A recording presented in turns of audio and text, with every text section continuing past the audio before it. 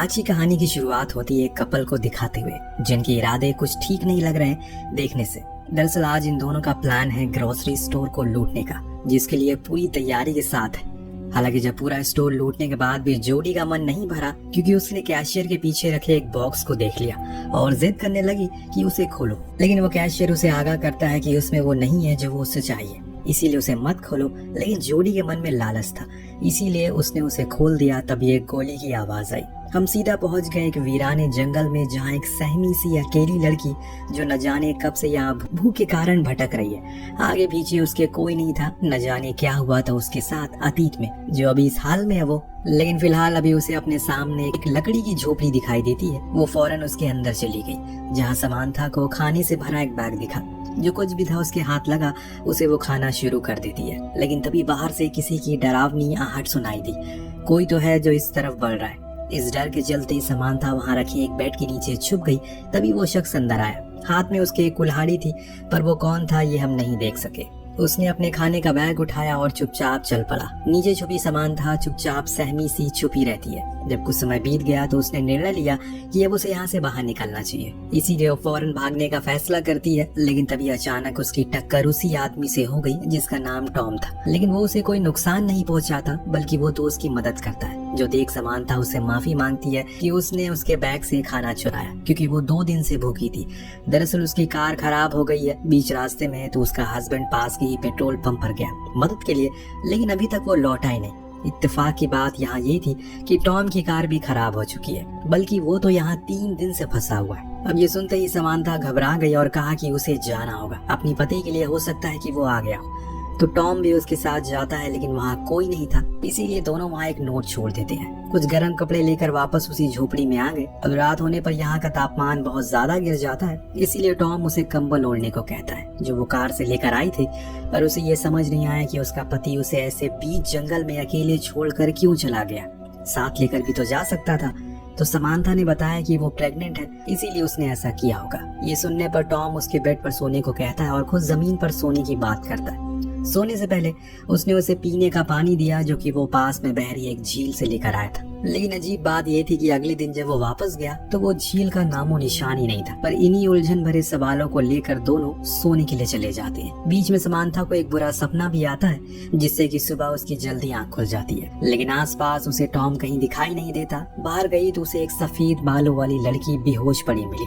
फौरन वो उसे लेकर झोपड़ी के अंदर आई। इधर टॉम अपनी कार में से कुछ फ्यूल निकालता है ताकि वो उसे समांथा की कार में डाल दे, जिससे वो लोग यहाँ से निकल सके।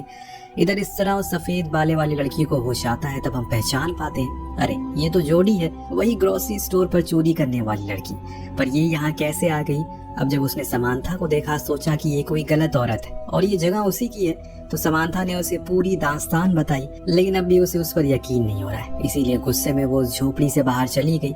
इस दौरान टॉम फ्यूल लेकर आ रहा होता है तो अचानक 2 बारी गोली चली, जिससे वो इतना ज्यादा डर जाता है कि उसके हाथ से वो फ्यूल गिर जाता है। उसने आवाज लगाई, क्या कोई आस पास है?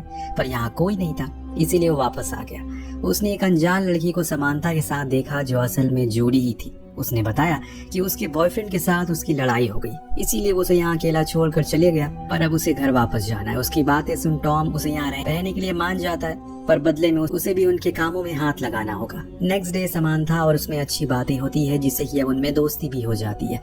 पर वहाँ टॉम की तो परेशानियाँ खत्म ही नहीं हो रही है। वो नोटिस करता है जितनी दूर वो अपनी लोकेशन से जा रहा है, उतना ही वो उसके करीब होता जा रहा है। यानी कि बार बार वो लौट कर उसी झोपड़ी के पास आ जाता है, जो चीज उसे बहुत ही अजीब लगती है। और इसीलिए वापस इन दोनों के पास आता और कहने लगा, ये जगह ठीक नहीं है, हमें यहाँ से चलना चाहिए। पर मुझे एक बात जाननी है, असल में तुम लोग जा कहाँ रहे थे और ये जगह कौन सी है, यहाँ किसी को पता है? तो समांथा ने कहा कि उसके पति ने बताया कि ये न्यू हैम्पशायर है। पर जोडी कहती है ये जगह तो डकोटा है। तो वहीं टॉम कहता है कि वो लॉस एंजलिस वाले रूट पर था। इन सब बातों के बाद अब ये समझ चुके हैं कि ये बहुत बड़ी मुसीबत में है, और इसीलिए टॉम ने मन बनाया कि वो लोग कल सुबह जितनी दूर जा सकते हैं उतनी दूर जाएंगे, ताकि किसी की मदद ले सके या फिर कुछ और तरीका निकाल सके इस जगह से बाहर निकलने का। रात होने पर जोडी और टॉम दोनों एक साथ एक बड़ा ही अजीब सपना देखते हैं जिसमें उन्हें कोई इंजेक्शन लगा रहा है और कुछ इसी तरह का समानता का भी था जिसमें वो दर्द से कर्रा रही है। खैर सुबह हुई तो ये लोग अपना सामान समेट कर चलना शुरू करते हैं। समानता और जोडी के बीच बातें होती है जिसमें वो उसे अपने अतीत के कुछ पन्ने साझा करती है, जैसे कि उसकी माँ उसे जन्म देते ही मर गई, तब से वो अनाथ आश्रम में पली पड़ी है। तभी अचानक उसके पैर पर एक चीज टकराई और वो गिर पड़ी। उसी समय उसके जेब से पैसों की गड्डी गिरी, जिसे देख टॉम अचंभित हो गया और जल्दी ही पूछा कि इतने पैसे तुम्हारे पास कहाँ से आए। जवाब में कहा कि ये उसकी खुद की सेविंग है जो उसने अपने बॉयफ्रेंड के साथ रखी थी, पर जाते टाइम उसने उसे ले ली। तभी समानता की नजर उसी चीज पर पड़ी जिसे जोडी टकराई थी। ये एक हैंडल था। जब टॉम ने अपनी कुल्हाड़ी से उसे तोड़ा तो वो असल में एक जर्मन बंकर होता है जिसके अंदर सारी जंगी सामान रखे थे और कुछ कैन फूड भी थे जिस पर नाजी आर्मी का सिंबल बना था। यहाँ समानता बताती है कि उसके पिता पहले युद्ध लड़े थे, इसीलिए उसके घरों में ऐसे सामान काफी आते जाते रहते हैं। टॉम उन सभी कैन को बाहर लाता है और फिर दोनों को लेकर बाहर आता है, लेकिन परेशानी की बात ये थी कि ये फिर उसी केबिन के पास आ गए थे। अब इनके हिसाब से तो ये सीधा चल रहे थे, पर शायद इनके हिसाब से कुछ भी यहाँ चलने वाला नहीं है। अगले पल हम देखते हैं कि तीनों ही डिनर करते हैं। दिन दोनों लड़की आपस में बातें करती होती है तो जॉडी समानता से सच कह देती है कि वो चोरी करती है क्योंकि उसके अलावा उसके पास कुछ करने को नहीं है, वो पढ़ी लिखी नहीं है। समानता ने उसे गुजारिश की क्या वो उन पैसों को दोबारा देख सकती है जो उसने लूटे थे, क्योंकि इतने पैसे उसने आज तक कभी नहीं देखे। तो जोडी खुशी खुशी उसे वो पैसे दिखा देती है, जो देख उसे हंसी आ गई क्योंकि ऐसा लगा कि वो मजाक कर रही है, क्योंकि उस पर स्टाम्प 1984 का था। उसके हिसाब से वो पैसे फ्यूचर के हैं, पर जोडी ने कहा कि नहीं, वो 1984 ही में रहती है, लेकिन समानता के हिसाब से ये साल तो 1964 का है। अब ये सब कुछ बहुत ही अजीब था, यानी कि दो औरतें हैं, सेम जगह पर हैं, लेकिन डिफरेंट टाइमलाइन से, अलग अलग समय से। अब जब टॉम आया तो उसे भी यही सवाल किया गया कि वो किस साल से है, तो वो कहता है कि वो 2011 से है। अब ये सुनने के बाद उन दोनों ने अपनी पूरी कहानी बताई। पहले तो टॉम को ये सब मजाक लगा, लेकिन उनके शब्दों के भारीपन को देखते हुए वो समझ गया कि जरूर कुछ तो गड़बड़ है। इतने में अचानक बाहर से गोली चलने की आवाज आई। कौन बार बार गोली चला रहा है? जब देखा गया तो पता चला कि वो कोई अनजान शख्स है जिसके हाथ में बंदूक है। इन्हें मदद की जरूरत थी, इसीलिए वो बाहर आया। उसे कहने लगा कि वो लोग मुसीबत में हैं, पर वो आदमी जर्मन में कुछ बोलने लगता है जो वो समझ नहीं पाया, लेकिन इतना वो समझ गया कि वो उस कुल्हाड़ी को फेंकने को कह रहा है। इसीलिए उसने वही किया। जब उसकी आंख खुली तो अगले क्षण वो तीनों ही कैद थे और वो जर्मन गायब था।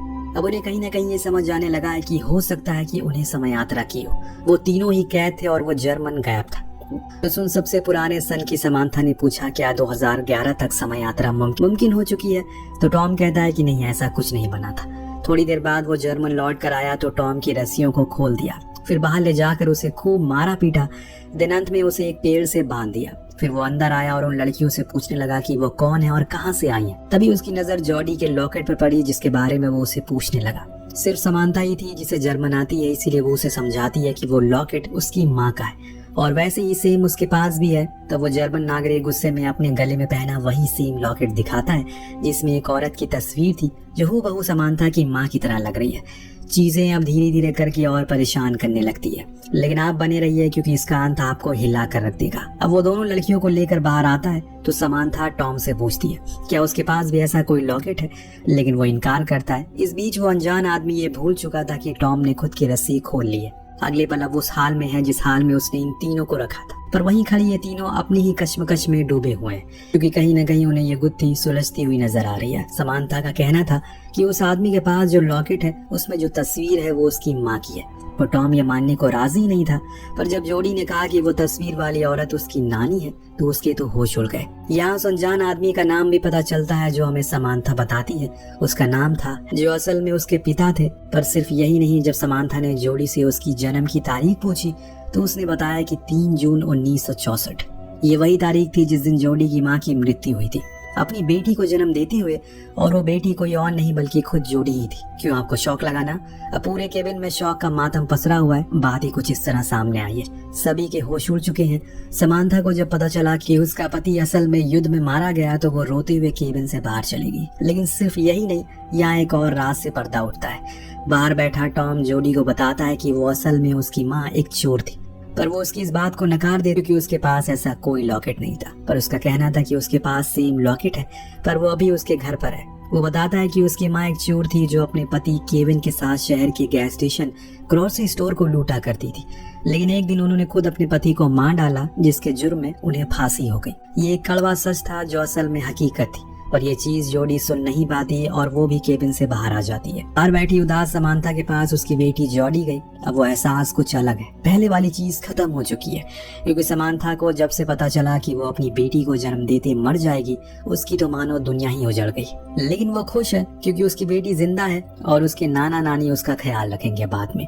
लेकिन जोडी ने बताया कि नाना नानी उस पर बहुत अत्याचार करते हैं और हमेशा भूखा रखते हैं, इसीलिए उसने बचपन में ही उसे घर छोड़ दिया। ये सुनने के बाद वो रोने लगी और फौरन केबिन में आकर हैंसमैन यानी कि अपने पिता को सारी बात समझाई और फिर उसे फ्री करने की कोशिश में लग गई, पर टॉम उसे ऐसा करने से मना करता है क्योंकि वो खतरनाक हो सकता है।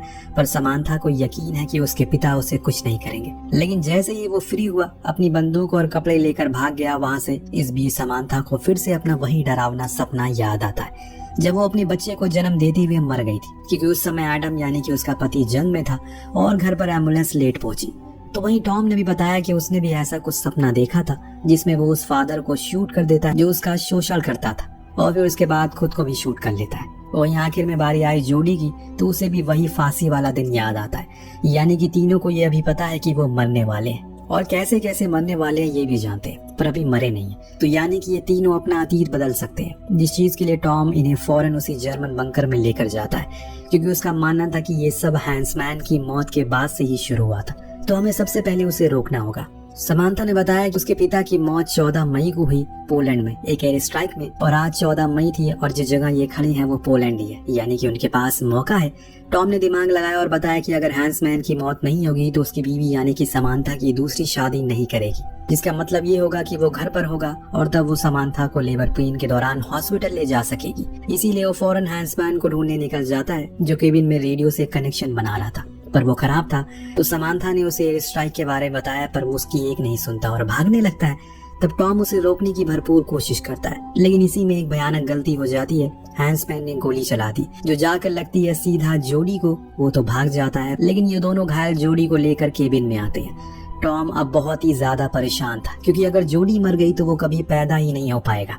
मुझे उसे किसी तरह करके रोकना होगा, इतना बोलकर वो हैंसमैन को पकड़ने के लिए चला जाता है। इधर समांथा अपनी बेटी को जिंदा रखने की पूरी कोशिश करती है, इसीलिए ईश्वर ने कभी किसी इंसान को ये ताकत नहीं दी कि वो खुद के अतीत को कल को देख सके, वरना वो कुदरत की बनाई चीजों से छेड़छाड़ करना शुरू कर देगा, जिसका अंजाम बहुत ही भयानक हो सकता है। टॉम ने हैंसमैन को ढूंढ तो लिया, लेकिन वो हर बारी उसके चंगुल से भाग जाता है। लेकिन उसे एक बात देखी, वो कहीं भी भागे बार बार उसी केबिन के पास आ रहा था, इसीलिए वो भी अब उसी केबिन के पास चला गया जहां अब दोनों आमने सामने थे।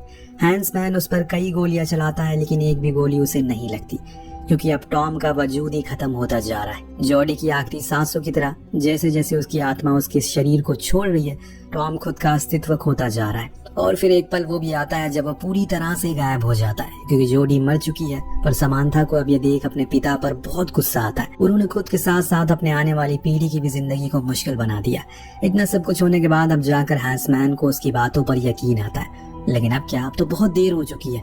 आसमान में रशियन प्लेन नजर आने लगे हैं, इसीलिए दोनों ही बात, लेकिन बॉम्ब गिरना शुरू हो चुके हैं, जिसे समांथा भी घायल हो चुकी है, लेकिन उसके पिता उसे उठाकर बंकर में आ जाते हैं। अब धीरे धीरे करके समांथा का वजूद भी खत्म होता जा रहा है, क्योंकि हैंसमैन ने खुद को बचा जो लिया, वो उस समय नहीं मरा जिस समय वो पहले मरा था। यानी कि अब सब कुछ सही हो जाएगा, लेकिन एक चीज अभी भी नहीं बदलेगी। वो क्या था आपको कुछ देर में पता लग जाएगा।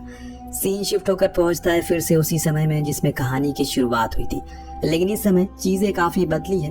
जोडी उसी ग्रोसरी स्टोर पर जाती है, लेकिन एक अलग अवतार में, एक अमीर और पढ़ी लिखी लड़की बनकर। लेकिन जब वो वहां से बाहर निकली तो उसे केविन दिखा, जो अपनी दूसरी गर्लफ्रेंड के साथ वही काम को अंजाम देने वाला है, पर एक नई गर्लफ्रेंड के साथ, जिसका मतलब ये है टॉम कभी पैदा ही नहीं होगा, क्योंकि जोडी केविन कभी मिले ही नहीं। और ऐसा इसलिए हुआ क्योंकि समांथा अभी जिंदा है, जिसे हम अगले सीन में देखते हैं, जिसके हाथ में अपने पिता की अस्थियां हैं, जिन्हें मान सम्मान के साथ उसने श्रद्धांजलि दे दी 1964 में। अंत में हम फिर से उसी स्टोर में देखते हैं जहां केविन की नई गर्लफ्रेंड अमेली ने सब कुछ लूट लिया, लेकिन अंत में उसकी भी लालच खत्म नहीं हुई और उसकी नजर कैशियर के पीछे रखे उस बॉक्स पर पड़ी, जिसे खोलने को उसने कहा, लेकिन कैशियर ने उसे आगाह किया अगर वो अंदर गई तो अब कुछ भी नहीं सुधर पाएगा। पर वो नहीं मानी और बूम में गोली चली, जिसके साथ ही कहानी का यही पर अंत होता है। दोस्तों, ये एक बहुत ही कमाल की कहानी है जो हमारे और आपके दिमाग को पूरी तरह से घुमा कर रख रख देती है। वेल कहानी कैसी लगी हमें कमेंट करके जरूर बताएगा। मिलते हैं अगले वीडियो में। Thank you so much watching.